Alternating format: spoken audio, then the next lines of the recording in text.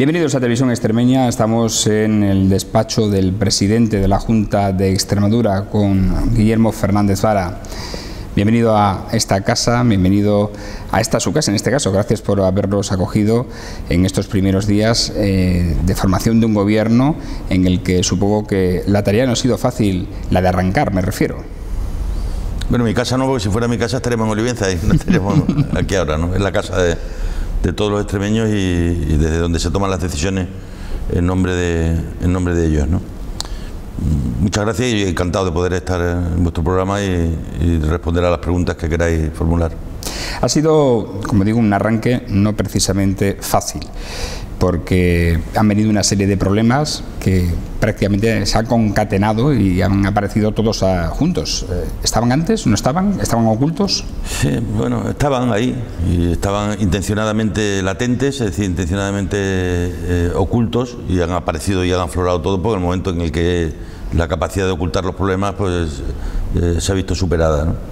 Hay como dos bloques de problemas. Uno es el que tiene que ver con el económico, con las cuentas públicas, y que tiene que ver con el hecho de que el gobierno de Rajoy mandara una carta al día siguiente de mi toma de posesión amenazando con la intervención si no se llevaba a cabo un plan de ajuste, un plan económico financiero, ¿no? A sabiendas ellos que saben perfectamente las dificultades que hay en estos momentos, ya a mitad de año, con un presupuesto casi gastado, de hacer ajuste alguno, ¿no? Pero en fin, en cualquier caso, esa ha sido una parte importante del problema, intentar buscar solución en estos meses para terminar este año, para dar respuesta a las 2.500 rentas básicas que nos hemos encontrado concedidas y sin respaldo presupuestario, ¿no? A aquellas situaciones que son muy complicadas para poder cumplir las obligaciones que como administración se tiene. Y por otro lado está todo lo que tiene que ver con los problemas muy concretos, ¿no?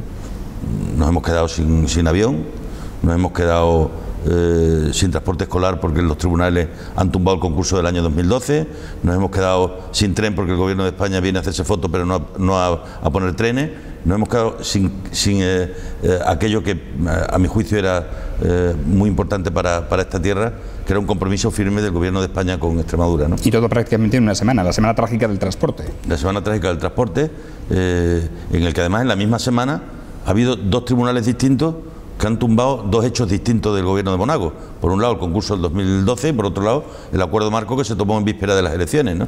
Yo creo que bien harían ser un poquito prudentes. Yo cuando los veo ni siquiera dar 100 días al gobierno, sino estar desde el minuto 1 en la más feroz crítica, deben de ser un poquito prudentes y ser conscientes de cómo han dejado esto, ¿no? Para intentar dejarnos al menos que podamos recuperar la esperanza y la ilusión para mucha gente, ¿no?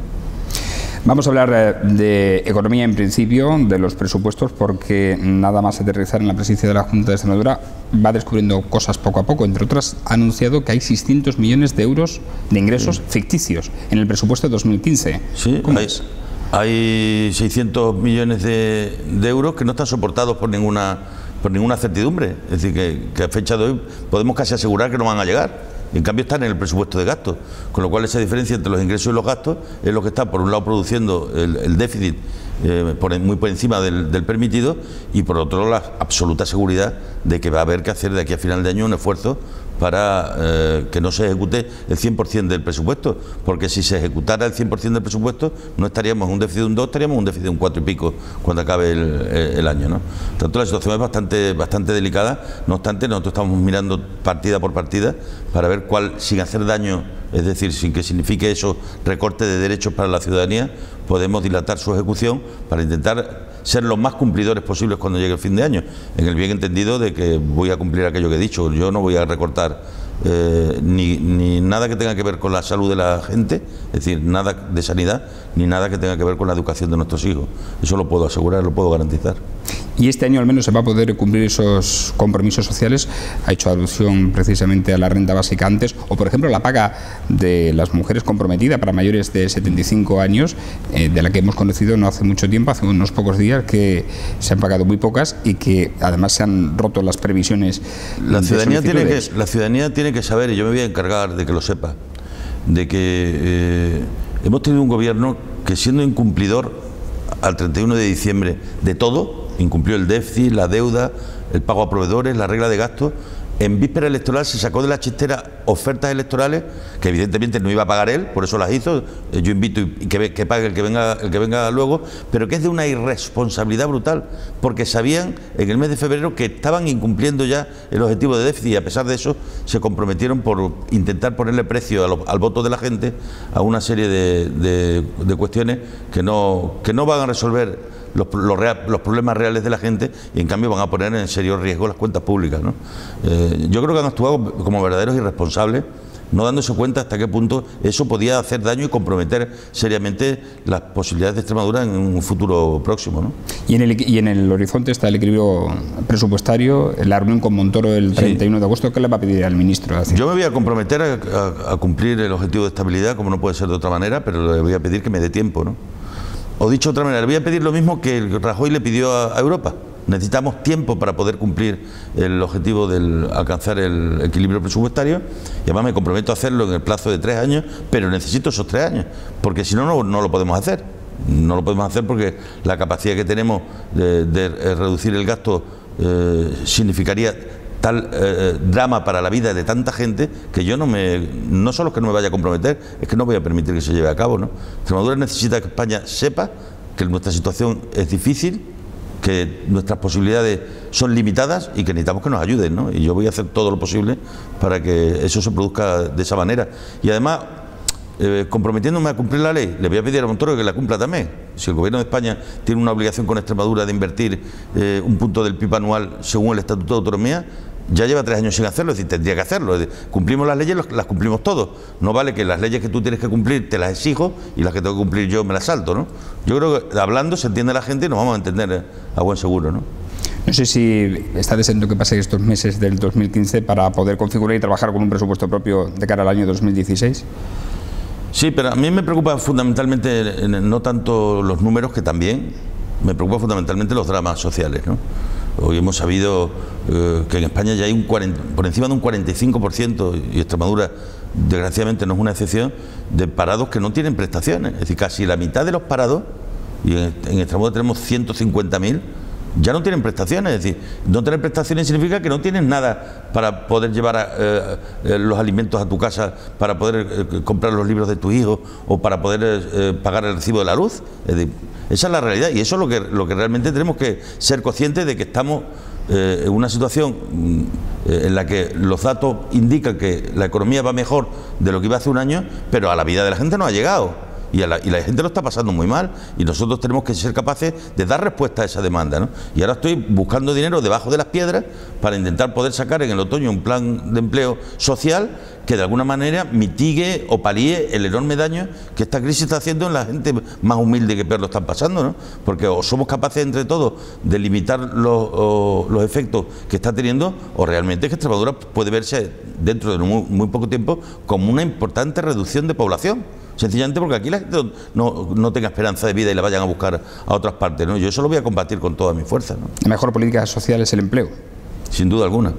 Por eso vamos no solo a desarrollar planes de empleo, sino a desarrollar políticas de reactivación, como prometimos en la campaña electoral, y que desarrollaremos a lo largo del otoño, para intentar en algunos sectores estimular la economía. Estoy hablando de rehabilitación de viviendas, estoy hablando de los planes Renove, es decir, estoy hablando de todo aquello que estimule el consumo para que el dinero se mueva, y moviéndose vaya dejando por donde va pasando crecimiento y riqueza, ¿no? Supongo que ese será un objetivo a medio plazo, al menos, porque el empleo, al menos el social, sí se puede realizar a corto plazo, pero ¿cuál es la idea que tiene o cuál es el proyecto de región que tiene para Extremadura en esta legislatura, en esta materia? Hay una prioridad por encima de todas, que cuando acabe esta legislatura en Extremadura tienen que haber desaparecido los pobres.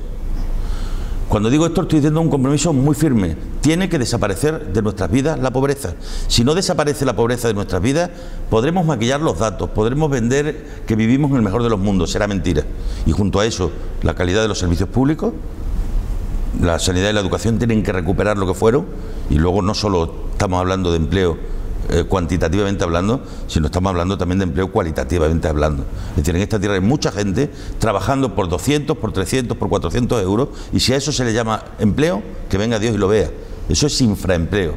Eso es haber consolidado que personas que están trabajando podamos considerar que están bajo el umbral de la pobreza. Y me parece que eso es algo a lo que nos han ido acostumbrando, pero frente a lo que yo me revelo, y voy a empezar además porque en los concursos públicos se acabe el que se adjudique todo a precio, y eso está provocando una precariedad laboral en el sector servicios brutal, donde nos estamos acostumbrando como normal a apreciar que una persona trabaje 6 horas y gane 300 euros, y eso ni es normal ni debería ser normal nunca, a pesar de que nos estemos acostumbrando a que eso sea así, ¿no? Concursos públicos a precio y a empresas de fuera de Extremadura. Ese es un objetivo básico de esta legislatura. Cuando ¿Cómo se puede articular legalmente el que pues se prime la participación de empresas extremeñas? Como se articula en todas partes. En cuanto tú no primes tanto el precio, cuando tú primas tanto el precio, haces que las grandes y las de fuera vengan aquí como sea a eliminar la competencia. Y cuando hayan eliminado la competencia, cuando ya solo estén ellas porque el tejido productivo de aquí se ha destruido, entonces pondrán las condiciones ellos, y eso es lo que hay que evitar a toda costa. Yo respeto la libertad de cualquier empresa, pero yo tengo que defender fundamentalmente y en primer lugar a aquellos que cuando las cosas vinieron mal dadas, aquí se quedaron. Hubo otras que estaban aquí, vinieron las cosas mal dadas, se largaron, y cuando empiezan las cosas a estar mejor vuelven otra vez. Eso es lo que tenemos que evitar a toda costa, ¿no? Indudablemente. ¿Por dónde ha de pasar el crecimiento de Extremadura? ¿Por la industria agroalimentaria, por el turismo, por todo ello? Hay, yo creo, algo que se está generalizando, y es el peso que tiene el sector servicios. El sector servicios se va a ir a unos porcentajes casi por encima del 70% en conjunto de las regiones y muchos de los países. Aquí tenemos que ser conscientes de la oportunidad que nos da, por un lado, que cada año haya 200 millones de consumidores nuevos en el mundo. Quiere decir que hay 200 millones de consumidores también de alimentos, y los alimentos se producen donde se produce, y aquí tenemos una enorme capacidad de crecer todavía en el sector de la industria agroalimentaria. Hay 200 millones de personas capaces de hacer turismo, porque van a ser clase media, y Extremadura puede tener un porcentaje y la oportunidad de captar una parte. Yo creo que en turismo tenemos todavía también la oportunidad de poder seguir creciendo. Celebro las palabras de Obama en estos días sobre el cambio climático, porque eso evidenciará que el sector de las renovables puede volver a ser una esperanza para esta tierra. O sea, una tierra que tiene sol, que tiene agua y que tiene territorio, tiene una enorme capacidad de poder ser campo sembrado para la producción energética de energía limpia. La cultura es en sí mismo también para nosotros una industria, y que tenemos en ese ámbito capacidad de crecer, todo lo que tiene que ver con las empresas vinculadas al conocimiento. ¿Por qué vienen las grandes empresas a montar fábricas de software en Extremadura? Vienen porque aquí hay muy buenos ingenieros con salarios razonables, y eso hay que aprovecharlo y hay que venderlo, ¿no? Yo creo que es la suma de cosas. Evidentemente tenemos un reto que siempre debe estar presente, que es la industrialización en Extremadura. Es decir, tenemos una asignatura pendiente, que es conseguir que la industria tenga el peso que le corresponde, y es ese diferencial en la industria, yo creo, el mayor diferencial que tenemos ahora mismo con la media española. En fin, un conjunto de cosas que todas juntas, y donde el pequeño empresario y la pyme y el autónomo pues tiene mucha importancia, ¿no? Yo creo que los tiempos esos en que le poníamos alfombra roja a las empresas que venían a contratar a 200 personas, yo me quedo con los autónomos que entre 100 son capaces de contratar a las mismas 200, porque cada uno contrate a 2, ¿no? Porque esos van a estar siempre ahí, y esos son los que nunca fallan, y al lado de los que tenemos que estar, ¿no? Y los que se quedan en Extremadura, ciertamente. En ese marco precisamente energético de renovables, ayudaría también indudablemente que Extremadura es una región excedentaria en la producción de energía eléctrica. ¿De qué forma se podría abaratar el coste eléctrico para que precisamente se pudiesen instalar nuevas empresas, nuevas industrias? Yo creo que el coste eléctrico no es un problema de regional, es un problema que tenemos como país. Es decir, realmente es algo incomprensible que en una región como esta se pague tan alto el precio de la luz, el precio de la energía, y de luego tiene un coste brutal en las empresas, en la competitividad de las empresas. Las empresas en Extremadura y en España se están haciendo competitivas por la vía de la bajada de salarios, pero tienes la formación del capital humano y los costes energéticos que actúan a la contra de la competitividad, ¿no? Y yo creo que es un asunto que deberíamos como país de plantearlo. Yo tengo siempre, y hago la misma reflexión, ¿por qué en Francia, que es un país donde el sector eléctrico está nacionalizado, es decir, son empresas públicas, los costes son inferiores en términos de competitividad a los que hay aquí en España, ¿no?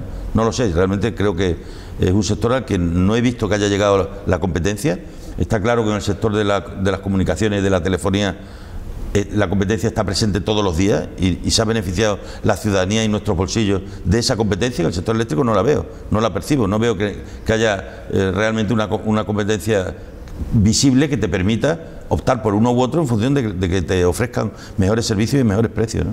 Para esto necesita la complicidad del Gobierno nacional, ¿la va a tener? Espero que el Gobierno sea consciente de que los problemas de Extremadura son también suyos. Si Rajoy piensa que los problemas de Extremadura son solo nuestros y se olvida de Extremadura, como se ha olvidado en estos 4 años con la complicidad del señor Monago, que poco ha hecho para que tengan otra opinión en Madrid, pues realmente el que va a tener un problema en Extremadura va a ser el señor Rajoy. De verdad que no sé qué le hemos hecho para que vaya a ser la legislatura en la que el Gobierno de España menos haya invertido en Extremadura de toda la historia. No sé realmente qué es lo que le hemos hecho, porque puede decir, no, es que no hay recursos, ¿vale? Pero para Galicia los ha habido, ¿eh? Y para Asturias los ha habido, y para el País Vasco los ha habido, y para otras comunidades los ha habido. ¿Qué le hemos hecho para que no haya habido nada para Extremadura? Es que no lo entiendo. Hacíamos referencia al principio de nuestra entrevista precisamente sobre la Semana Trágica del Transporte. Con el AVE hay una preocupación, hay una sensibilidad especial también aquí, por ejemplo en Mérida, con el tema de la estación intermodal, etcétera. ¿Qué va a pasar? Yo creo que con el AVE puede haber alguna división de opiniones, y de hecho la hay, ¿no? Hay gente que no entiende la obsesión por el AVE, ¿no? Pero respecto al tren no hay división de opiniones. Todos sabemos que es muy importante el sector ferroviario para el desarrollo de Extremadura, tanto para el transporte viajero como para el transporte de mercancías, ¿no? Por eso yo estoy dispuesto a decirle a la ministra, oye, yo te firmo mañana un tren que permita llegar de Madrid a Badajoz en 3 horas y media. Te lo firmo mañana, pero mañana. Claro, no me quiera sustituir el AVE por otra cosa y que venga dentro de 5 años, pues entonces no nos podemos poner de acuerdo. Ahora, si eso tú me aseguras, como había asegurado que iba a ser posible en el 2015, y ya sabemos que no va a ser posible en el 2015, pero me aseguras que va a ser en el 2016, yo te lo firmo. Te lo firmo y lo defiendo. Pero claro, no me quiera vender la moto diciéndome que eso es lo que va a llegar y encima no llega. Porque entonces, claro, estamos hablando de otra cosa. Hablamos de otras cuestiones como por ejemplo la sanidad, que es su especialidad. Se ha deteriorado bastante en los últimos años el modelo sanitario. ¿Cómo va a reaccionar para potenciarlo? Mira, si tú vas, para no andar con eufemismos, ¿no? Si tú vas al médico a pedir una cita a que te vea y el médico dice que te tienes que hacer una resonancia magnética, y cuando vas a la ventanilla para pedir la cita te la dan para dentro de 1 año y medio, aquí está fallando algo. Aquí está fallando mucho. Y mientras eso no se vaya a términos razonables, todo el mundo sabe que una sanidad que es universal, a la que va todo el mundo, pues que todo el mundo sea atendido al día siguiente es imposible. Pero en unos plazos razonables es posible, lo que hay que intentar organizarla mejor, ¿no? Yo creo que 3 consejeros en una legislatura, cada uno con su proyecto diferente, cambiando de gerentes, directores de hospitales. Se ha producido una parálisis en la sanidad que se ha querido resolver luego a golpe de inventos, y en sanidad todo menos inventos. La sanidad está todo inventado, lo que hay que hacer las cosas bien y trabajar y organizarla bien y que cada uno juegue el papel que tiene que jugar en su nivel, ¿no? Y luego yo creo que por otra parte el cierre de las urgencias rurales puso de manifiesto una determinada manera de entender la vida, ¿no? Y de entender la sociedad. Aquello que no es rentable se quita. Aquello que no es rentable económicamente, aquello que no nos podemos permitir, esa es una filosofía realmente contraria a los que defendemos, que los servicios públicos lo que hacen es corregir las diferencias que la cuna impone, ¿no? Y hacer que de verdad la igualdad de oportunidades pueda ser una realidad en nuestras vidas. Va a realizar un esfuerzo importante en su proyecto político por la sanidad y evidentemente por erradicar la pobreza, lo he dicho anteriormente. Por lo tanto va a prescindir de aquello que pueda ser prescindible. ¿Pero qué es prescindible? Pues muchas pequeñas cosas.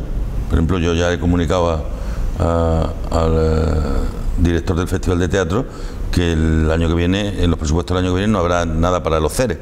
Yo no tengo nada en contra de esos premios. Lo que sí tengo en contra es que tengamos urgencia en los pueblos cerrados y hagamos premios de teatro, que está muy bien, y desde el punto de vista de la cultura puede estar muy bien, pero hay que fijar las prioridades, ¿no? O que no va a haber... si yo tengo que elegir entre traer a Woody Allen a tocar el clarinete a Badajoz o que haya centros de urgencia abiertos, decido que haya centros de urgencia abiertos. Y esas muchas pequeñas cosas son las que hay que eliminar para que otras pequeñas cosas puedan continuar abiertas, y es así. Y la apuesta, lo ha hecho también en alguno de sus discursos, la apuesta por la cultura. ¿De qué manera? Primero, cuando yo la hago depender de Presidencia es para que todo el mundo sepa que para mí es una absoluta prioridad. Primero, fomentando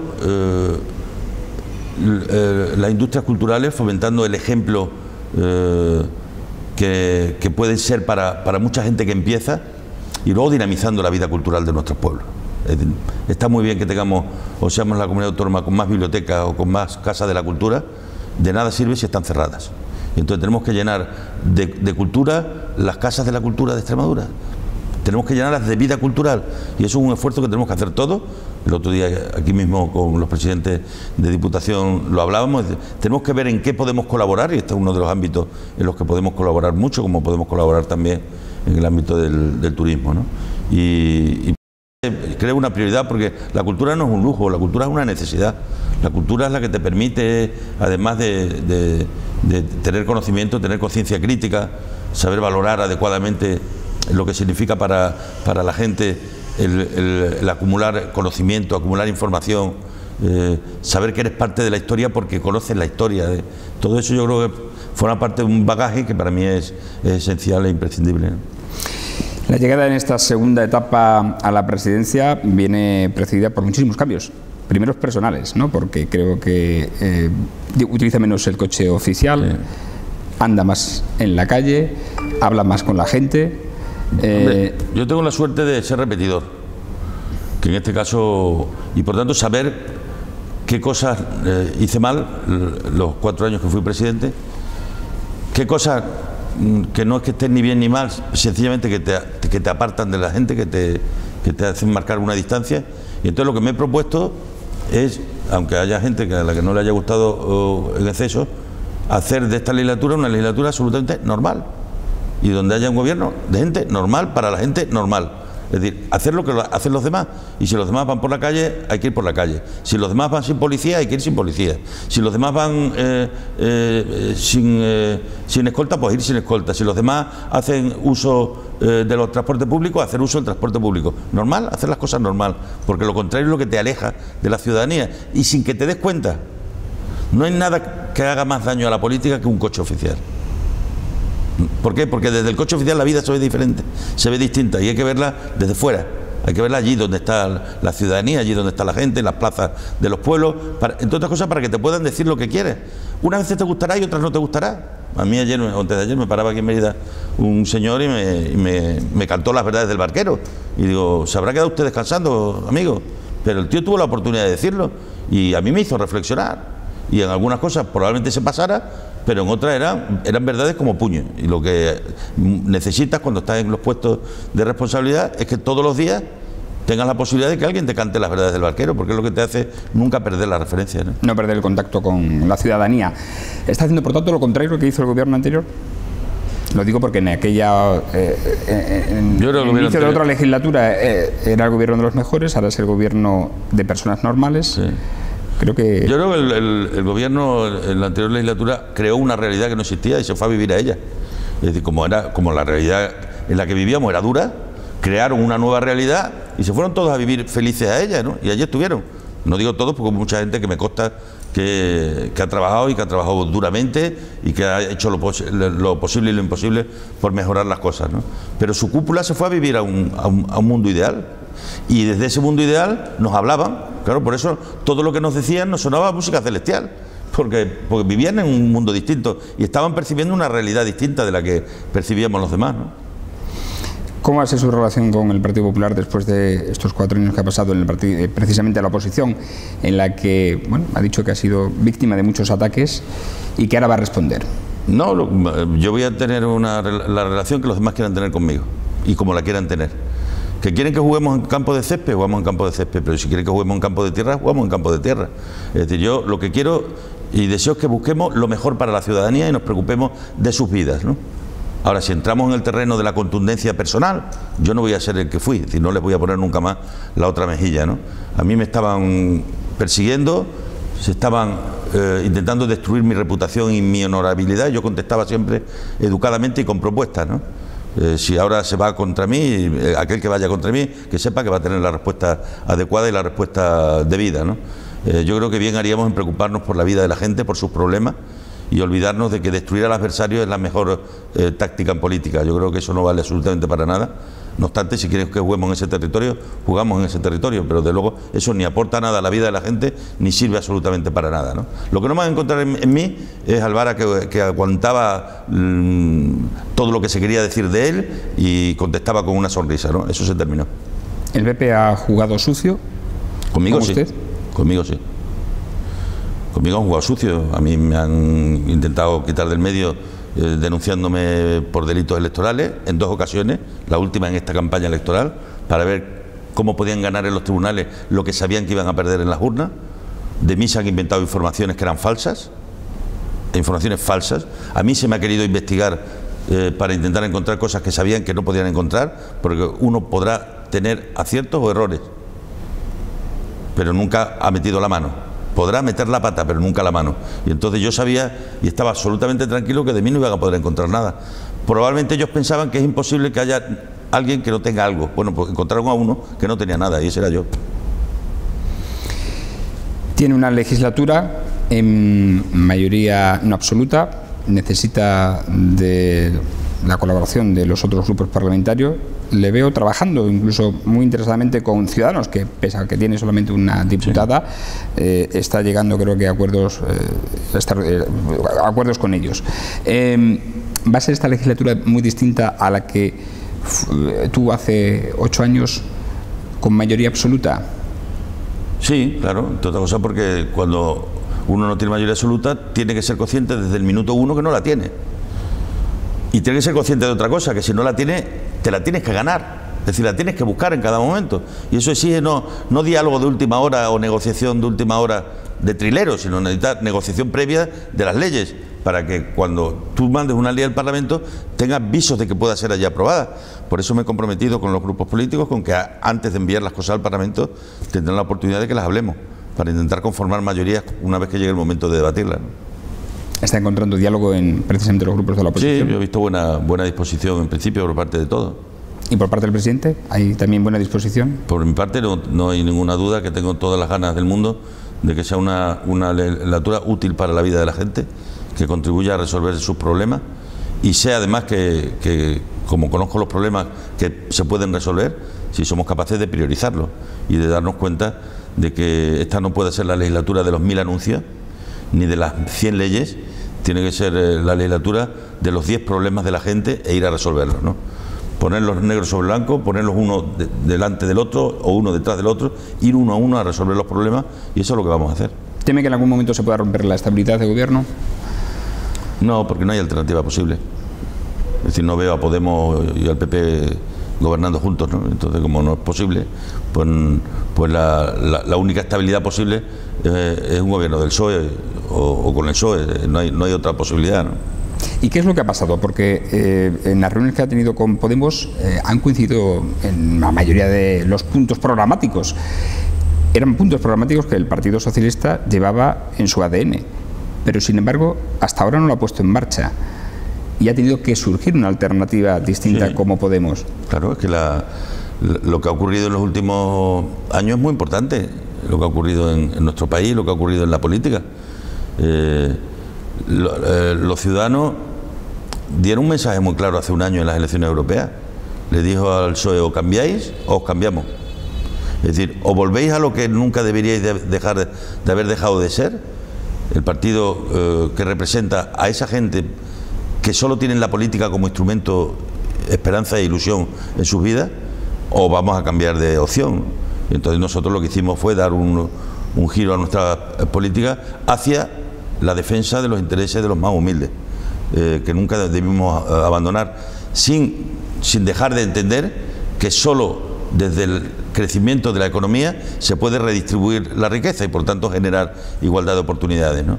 Pero hubo una serie de elementos que pusimos al frente de nuestras políticas, que era la lucha contra la exclusión social, la lucha contra la pobreza alimentaria, la lucha contra la pobreza energética, la lucha contra la pobreza educativa, la lucha contra la pobreza sanitaria, es decir, la lucha contra la pobreza que ha vuelto a formar parte de nuestras vidas. Yo no creo que en Extremadura haya 1 de cada 3 personas que podamos decir que son pobres, pero 1 de cada 5 sí. Y además pobres reales. pobres que te los encuentras por la calle, pobres que te vas al Teatro María Luisa y ves allí al Campamento de Dignidad repartiendo alimentos y ves a los pobres, que son pobres y que han perdido gran parte de la esperanza de su vida y que tienen que salir de la pobreza y que necesitan nuestra ayuda. Y que lo tenemos que lograr, porque si somos capaces de que la ciudadanía que está bajo el umbral de la pobreza salga de esa situación, eso no solo será bueno para ellos, será bueno para el conjunto de la sociedad. Una clase media que también se ha desmejorado y mucho. Está rota, no voy a decir que es ya inexistente, pero la sociedad se ha convertido en una sociedad dual, donde la diferencia entre los que más y los que menos se ha hecho abismal. Es así. Curiosamente, en el último año hemos conocido o he leído un análisis económico en el que precisamente han disminuido también los ricos. ¿Cómo puede ser? ¿Se han disminuido? Sí, sí. En la recaudación de la agencia tributaria ha disminuido el número de personas que tenían ingresos de más de 600.000 euros y también los que tenían en ese... No, hombre, la crisis ha afectado a todo el mundo, pero no por igual, ¿eh? A algunos les ha afectado, les ha disminuido su poder adquisitivo y a otros les ha destrozado la vida. Pero lo que ha aumentado es el número de grandes fortunas en el mundo, eso es obvio. Cuando lo que hay se reparte, se distribuye, perdiendo uno es porque otros ganan. Porque lo que hay no ha disminuido, lo que hay sigue ahí. La tarta sigue ahí. Lo que han perdido uno, alguien lo ha ganado, eso es indiscutible.